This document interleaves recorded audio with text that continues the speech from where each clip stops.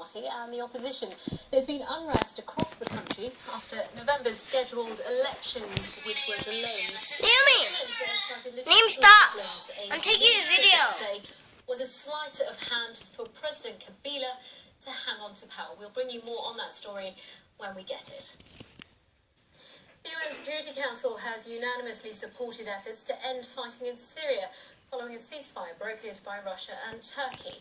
The resolution also calls for the rapid delivery of cautious optimism and support predicated on hope, but tempered by a realistic need to wait to see how this arrangement is implemented before casting the full weight of the Security Council behind it. We would highlight two key points. Our hope is that a ceasefire on the ceasefire on the ground. Here's our correspondent Johnny Diamond to explain.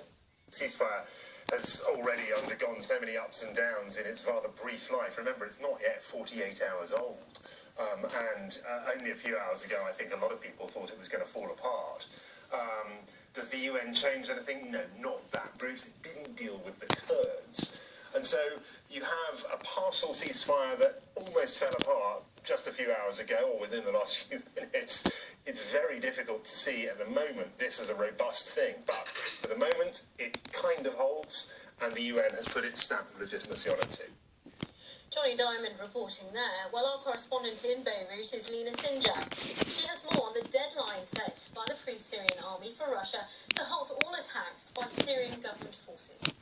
The legal advisor for the Free Syrian Army announced 5 minutes after the deadline for the ultimatum expired that bombardment on Wadi Barada has actually stopped, and this is a very good sign. It means that Russia has responded to the ultimatum and is keen for this ceasefire deal to succeed. That's why they've managed to pressure the government and the militias fighting with them from attacking Wadi Barada.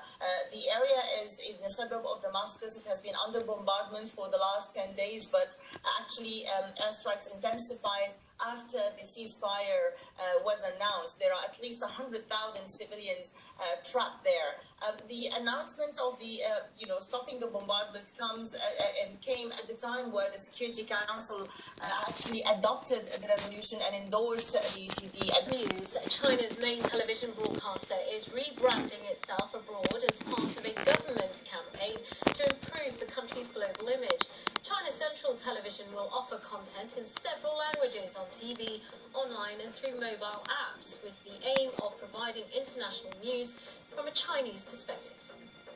In France, employees are getting the legal right. The man credited with discovering the Beatles has died aged at 86. Alan Williams parted company with the group before they shot to worldwide stardom under a different manager, Brian Epstein. Williams became known as the man who gave the Beatles away.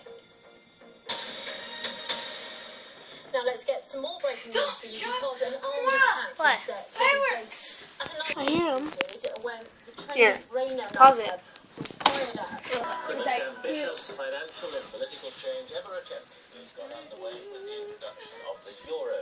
Tomorrow in Holland we're going to use money we picked up in Belgium today, and then we'll be in France, and again it'll be the same money. It's got to be the way to go.